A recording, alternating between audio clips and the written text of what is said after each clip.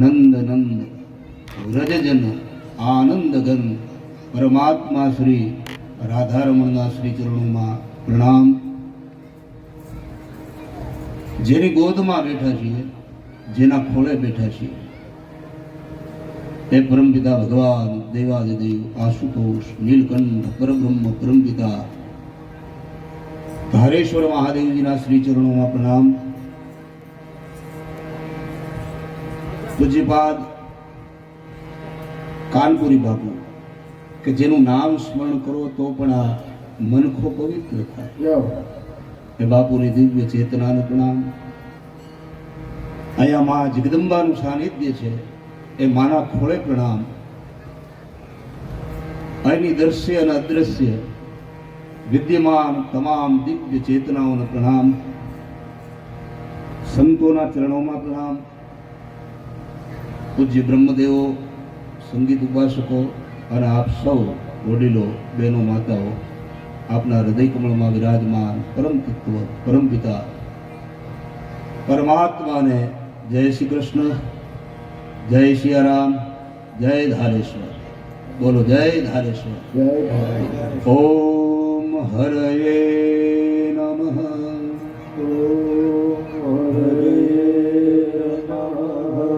ઓમ હરયે નમઃ.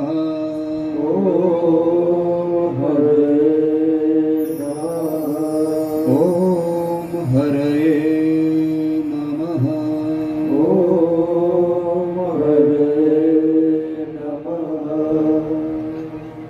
કેટલો આનંદ છે! નથી લાગતું કે હવે કનૈયો અહીંયા આવી ગયો છે? મને એટલું કહેવા દો કે આ ધામ એ આજે વ્રજ ધામ બન્યું છે.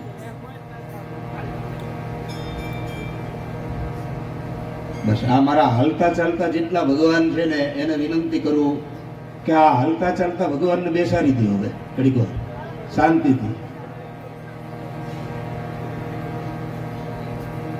કેટલી મસ્તી છે!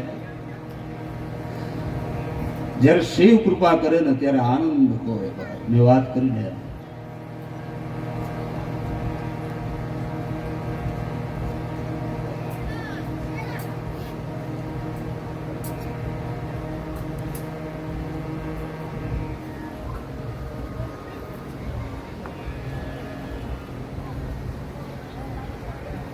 શિવ કૃપા કરે એટલે આનંદ, બીજાનંદ, પરમાનંદ, બ્રહ્માનંદ. બસ એ જ શિવ પૂજાનું, શિવ કથા શ્રવણનું, કૃષ્ણ કથા શ્રવણનું મોટામાં મોટું ફળ એ છે કે અંદરથી માણસને આનંદની પ્રાપ્તિ થાય, ભીતરથી આનંદની પ્રાપ્તિ થાય. અને એટલા માટે આ સંતો ફકીરો એને એ મળી ગયો છે ભાઈ આનંદ, એ મહાદેવ મળી ગયો છે, એને કૃષ્ણ મળી ગયો છે. અને પરિણામે તમે જો નિજાનંદ હોય, આઠે પોરો એના આનંદ હોય, મસ્તી હોય. હરિ અનંત હરિકથાનંતા,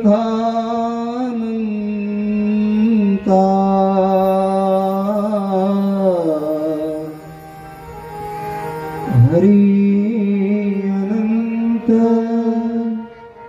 હરિકથાયનંતા,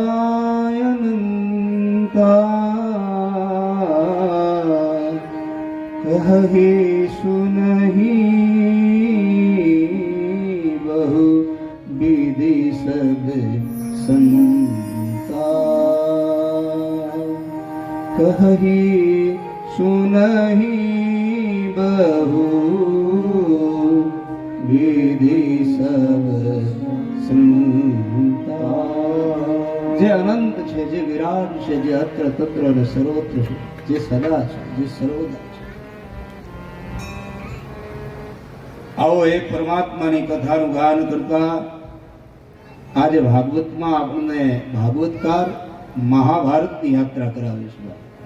મેં વાત કરીને કે આ કથા કે જેની અંદર 18,000 શ્લોકોમાં એવું અમૃત ભરેલું છે કે જેમાં શિવ મહિમા પણ આવે, જેની અંદર જગદંબાનો મહિમા પણ આવે, જેની અંદર મહાભારતની કથા પણ આવે છે.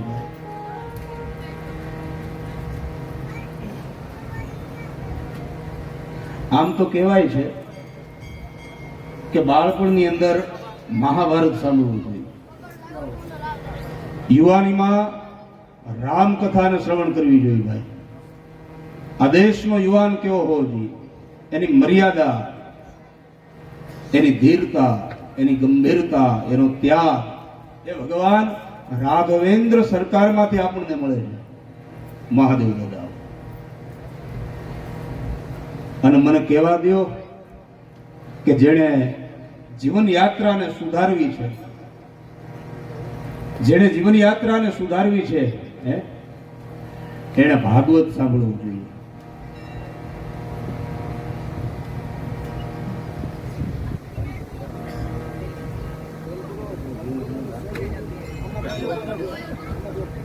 કેટલી મસ્તી છે ભાઈ.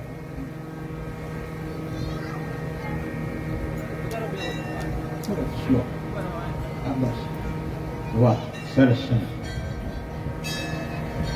મહાદેવ તો જેણે બાળપણને સુધારવું છે ને એના માટે મહાભારતની કથા છે. વ્યાસજીએ કેટલો વિસ્તાર કર્યો હે, 4 વેદોનો વિસ્તાર કર્યો, પુરાણો લખ્યા, અને એમાં બાળકો અને સ્ત્રીઓ વેદાંતની વાતને સહજતાથી સરળતાથી સમજી શકે એટલા માટે મહાભારત આપ્યું ભાઈ. અને મહાભારતની કથા આવતી આપણે ટીવીના માધ્યમે બધા જોતા ને ભાઈ. અદ્ભુત કથા બનાવેલી હો. ટીવીના માધ્યમથી જો આવા ચરિત્રો સાંભળે ને તો સંસ્કાર આવે છે. છોકરાઓને ખૂબ મજા આવતી. છોકરાઓને નહીં, આ છોકરાઓની માઓને મજા આવતી. હે, જે સારું હોય ને આપણે સ્વીકારવું પડે. અદ્ભુત એ સિરિયલ બનાવેલી હતી મહાભારતની.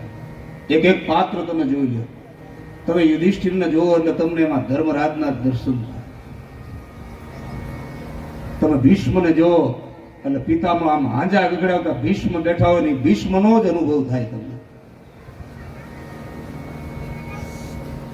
તમે કર્ણને જોવો એટલે તમને એમાં કર્ણની દાતારીના જ દર્શન થાય. એક એક પાત્ર તમે જોઈ લો, એવું અદ્ભુત બનાવેલું. તો મહાભારત અને રામાયણ યાદ રાખજો કે આપણી ધરોહર છે, આપણી સંસ્કૃતિ છે, અને એ આપણા ઇતિહાસ ગ્રંથો છે. અને એમાં ભાગવત એટલે તો સીમાડો આવી ગયો થાય.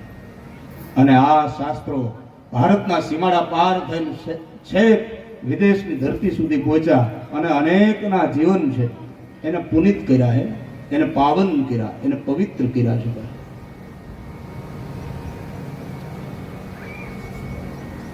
મહાભારતમાં 2 પ્રકારના ધર્મોની સમજ આપી છે. એક છે વિધિરૂપ ધર્મ અને બીજો છે નિષેધરૂપ ધર્મ. એક શું કરવું, કેવું જીવવું એનું નામ ધર્મ છે, અને એક શું ન કરવું એ પણ એક ધર્મ છે. ભલે દાન ન કરીએ, યજ્ઞ ન કરીએ, પુણ્ય ન કરીએ, હોમાત્મક લઘુરુદ્ર ન કરીએ, મહારુદ્ર ન કરીએ, સેવા ન કરીએ, પણ કમસે કમ ચોરી નહીં કરવી, કમસે કમ બીજા જીવોને દુભવા નહીં, કોઈની હાય ન લેવી, કોઈનો શ્રાપ ન લેવો. આ શું ન કરવું એ પણ એક ધર્મ છે જે આપણને મહાભારત શીખવે. નહીં તો પરિસ્થિતિ કેવી આવે છે. જે નથી કરવાનું એ ધૃતરાષ્ટ્ર કર્યું. માત્ર એ આંખોથી અંધ નથી પણ મોહાંધ છે. પોતે મોહમાં પાંડવોની સાથે ભારોભાર અન્યાય કર્યો, પરિણામ કેવું આવ્યું. જ્યાં જો જ્યાં કતલે આમ થયા, લોહીની નદીઓ ભરાડી. આ નિષેધ રૂપ ધર્મ છે. તો શું ન કરવું એનાથી બચવું. અને એક છે વિધિરૂપ ધર્મ. શું કરવું, હું કોનું સંતાન, કયા દેશમાં મારો જન્મ છે, કઈ જ્ઞાતિમાં મારો જન્મ છે, અરે મારા પિતા કોણ, મારા વડવા કોણ, હે, હું કોનું સંતાન. અરે બ્રાહ્મણ હોય તો એ કમસે કમ વિચાર કરે કે મારા દાદા ખભે જનોય છે, દાદા મહાદેવ આવો, મારાથી આ જેમ તેમ જીવાય નહીં. ક્ષત્રિય હોય તો એ વિચાર કરે હે કે ધર્મ માટે થઈ, આ ભારતની સંસ્કૃતિ માટે થઈ અને અમારા વડીલો ખપી ગયા ભાઈ. હે કેવી એની ખુમારી હતી. અને મેં એક કુળમાં જન્મ લીધો, મારે આવું જેવું તેવું જીવાય નહીં. હું કોનું સંતાન? કોઈ પણ જ્ઞાતિ હોય, વૈશ્ય હોય, પટેલ હોય, સોની હોય, વણિક હોય, બસ પોતાના પુરખાઓને યાદ કરે, પોતાના વડીલોને યાદ કરે, પોતાની ધરોહર કઈ છે, કઈ સંસ્કૃતિમાં આપણું જતન થયું છે એનું સ્મરણ કરે, એને યાદ રાખે. યાદ રાખજો કે આપણો ધર્મ એ એવો મહાન છે. એકવાર આ ધર્મનું જતન કરશો ને તો મારા ઋષિઓ એમ કહે છે કે ધર્મો રક્ષતી રક્ષિતા. તમે ધર્મનું જતન કરો, ધર્મ તમારી રક્ષા કરશે. એના મૂલ્યોને સમજવાનું છે, એની કિંમતને સમજો. તમે સોનાની કિંમત આપણને બધાને ખ્યાલ છે, એટલા માટે આપણે એની કિંમત કરીએ છીએ ભાઈ. અત્યારે 70,000 વટી ગયા માતાઓ, 73,000 રૂપિયા ભાવ થઈ ગયો સોનાનો. એટલે એની કિંમતને આપણે જાણીએ છીએ, એટલા માટે એનો મહિમા છે. એ સુવર્ણની કિંમતને સમજીએ છીએ, પરિણામે તમને જ્યાં ત્યાં દર દર ભટકતું એ સોનું મળતું નથી, જ્યાં ત્યાં એ રખડતું નથી, ભટકતું નથી, જ્યાં ત્યાં તમને મળશે નહીં. એનું કારણ એ છે કે તમે એની કિંમતને સમજો છો. આમાં હાલતા ચાલતા એ માતાઓ તમને ક્યાંય મળ્યું કે ભાઈ આજ હાલતા ગયા અને અમે સીમાડે ગયા ને 100 ગ્રામ હોનું મળી ગયું? બન્યું એવું? બને જ નહીં. આજ તો કથા સાંભળવા ગયા રસ્તામાં 500 ગ્રામ હોનું જડી ગયું? બન્યું એવું ક્યારે? નહીં. કારણ કે એના મૂલ્યને આપણે સમજીએ, એની કિંમતને આપણે સમજીએ છીએ. એટલે જ્યાં ત્યાં ભટકે નહીં, જ્યાં ત્યાં આપણને ચડે નહીં, મળે નહીં. ઠીક એવી રીતે આપણા ધર્મ એના મૂલ્યને સમજવું, આપણા ગ્રંથો છે એના મૂલ્યોને સમજવાના છે. ગ્રંથ શું કહેવા માંગે છે? મેં વાત કરી ને કે જ્યારે પણ કથા શ્રવણ કરો ને બસ ત્યારે મનથી આ ગ્રંથ મને શું કહેવા માંગે છે. આ કથા મારી છે, આ કથા મારા સંતાનો માટે છે, આ કથા મારા પરિવાર માટે છે, આ કથા મારા માટે છે, મારા સમાજ માટે છે. મને શું કહેવા માંગે છે? રામજીનું ચરિત્ર સાંભળો તો એ શ્રી રામ મને શું કહેવા માંગે છે. મહાભારતની કથા સાંભળો અને એમાં ધર્મરાજ યુધિષ્ઠિરની વાત આવે તો એ યુધિષ્ઠિરમાંથી મારે શું લેવાનું? એ પાર્થ એના દિવ્ય ચરિત્રો આવે તો એ પાર્થમાંથી મારે શું શીખવાનું છે?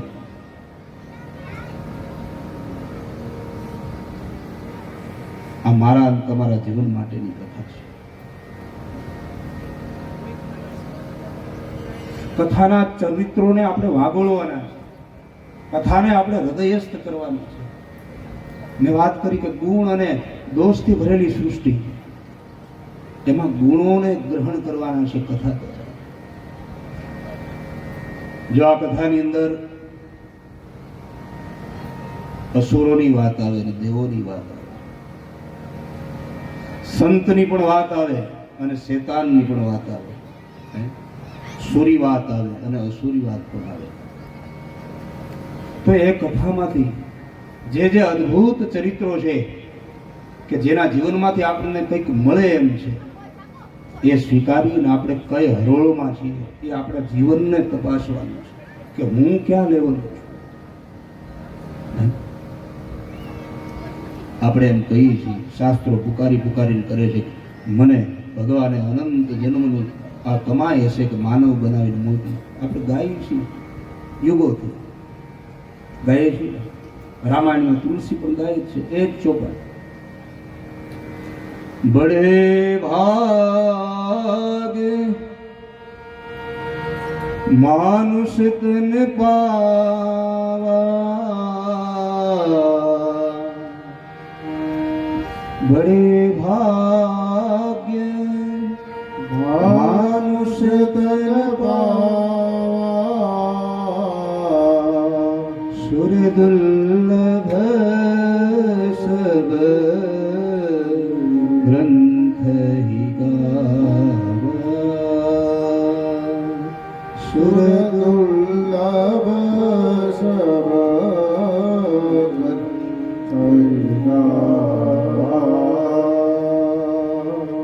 દેવતાઓ પણ લાલાયિત છે, ગ્રંથો પણ આ માનવતા માટે, માનવના જન્મ માટે થઈ અને ગ્રંથો પણ મહિમા કરે છે.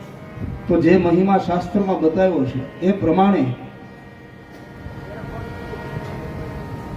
આ ગુણોના ઘરેણા પહેરી અને આ જીવનનો શણગાર કરવાનો છે. એટલા માટે આ કથા છે, જીવનને શણગારવાનું છે.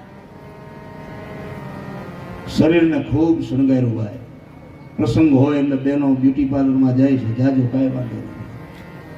તમે કલ્પના તો કરો કે 25,000 રૂપિયા એક એક વ્યક્તિને, દીકરીને તૈયાર થવાના આપે છે આ સમાજ. ઠીક છે, ભગવાને સુખ આપ્યું છે, ખૂબ આનંદ થયો. પણ જેટલું આ ચામડાને શણગાર્યું છે ને એની સાથે યાદ રાખજો કે ભીતરનો દેહ છે ને એનો શણગાર ચૂકાયો. આ ઉપરના ચામડાને શણગાર કર્યો ખૂબ, પણ એ શણગાર ક્યાં સુધી બાદ? અંદરની મુસ્કાન, અંદરની સુંદરતા એ લેપાય નહીં ને એનો ખ્યાલ રાખજો. તો આ કથા જેને રામાયણમાં તુલસી એમ કે એ તો ગંગા છે અને ગંગામાં માણસે પવિત્ર થવાય. તો આ કથા દ્વારા, ચરિત્રો દ્વારા આપણા ભીતરના દેહને પવિત્ર કરવાનું છે.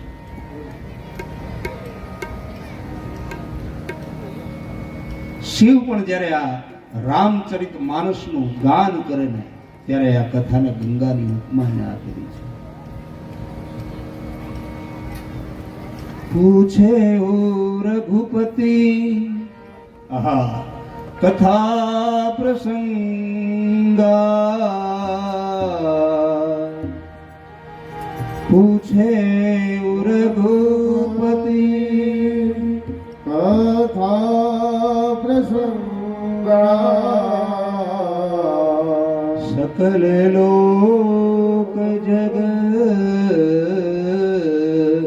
પાવની ગંગા, સકલ લોક જગ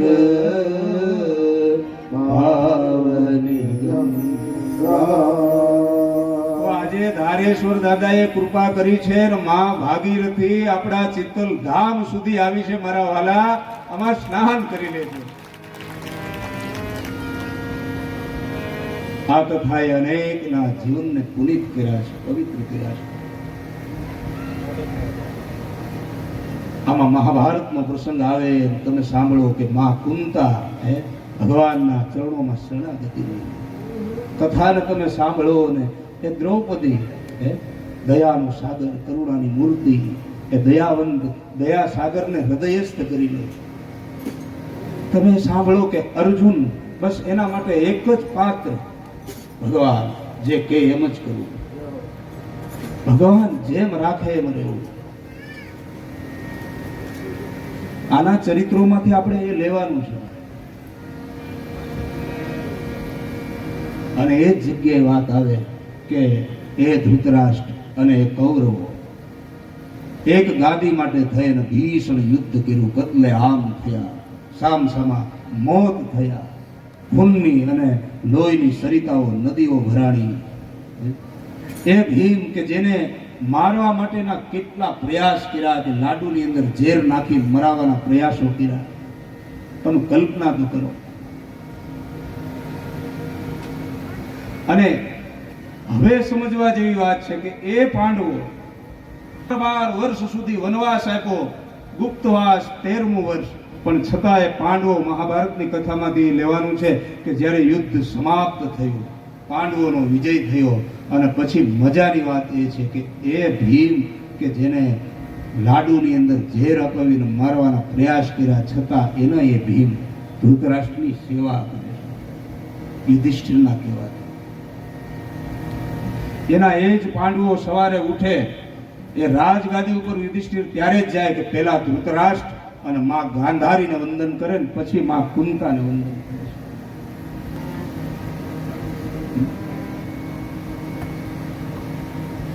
સામેવાળાએ જે કર્યું હોય પણ આ કથા મને ને તમને બતાવે છે કે હું કોનું સંતાન, મારે કેવું જીવવાનું, મારું કર્તવ્ય. પાંડવોએ પોતાનું કર્તવ્ય છે એ અદા કર્યું. ભીષણ યુદ્ધ થયા પણ છતાં વેર ન રાખ્યો. ભીષણ યુદ્ધ થયા છતાંય વેર ન રાખ્યો.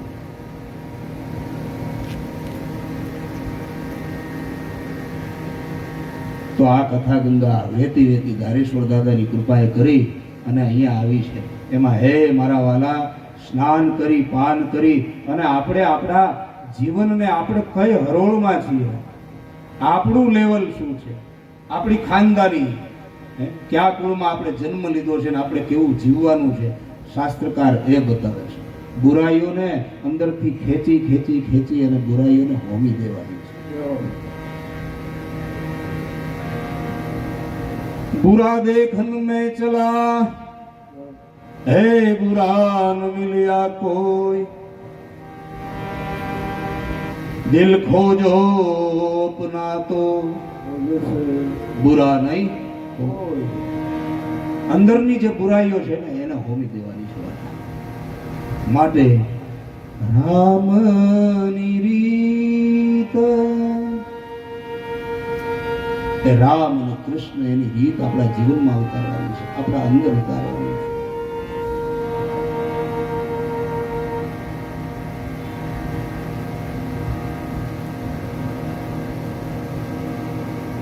રામની રીત અંતરમાં ઉતારો,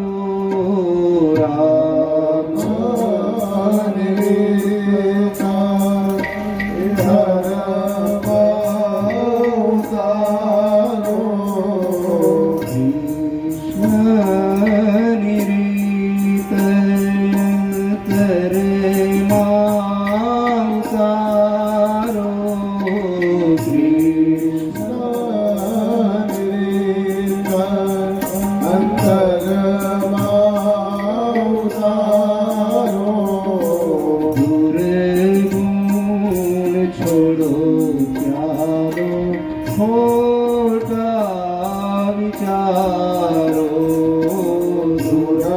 દુર્ગુણ છોડો ત્યાગો, ખોટા વિચારો. આ ગંગા વેતી વેતી અહીંયા સુધી આવી છે. એમાં સ્નાન પાન કરીને કૃતાર્થ થઈ જાજો મારા.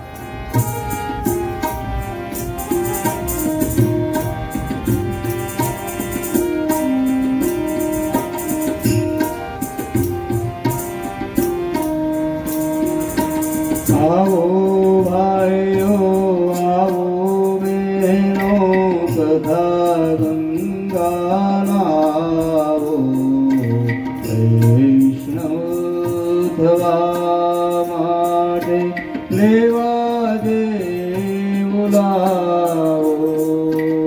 આવો ભાઈઓ બહેનો, ભાઈઓ તથા ગંગાના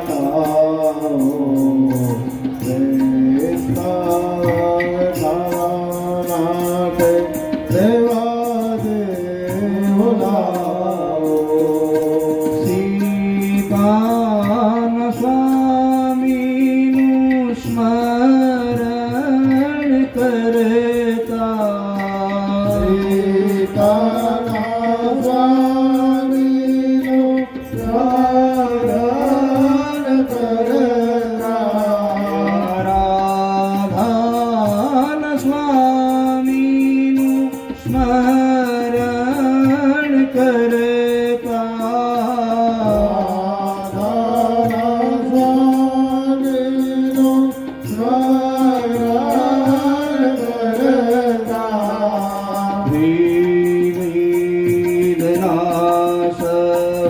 તાપ જટળતા, ત્રિવેદના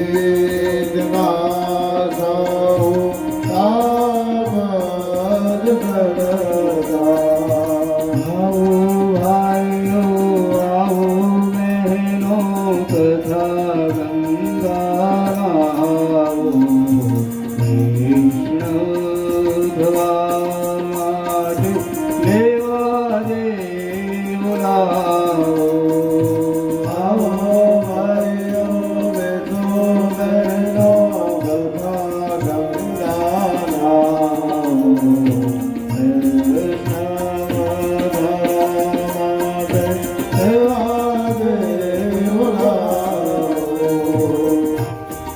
ગાથા દ્વારા જીવનનો શણગાર કરવાનો, ઈતરની જે ગાંઠો છે એને છોડવાની.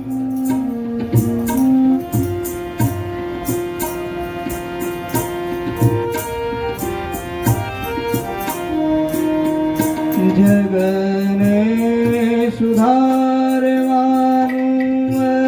અશક્ય જાણું, જગને સુધારવાનું અશક્ય જાણું, જગને સુધારવાનું અશક્ય જાણું, જગને સુધારવાનું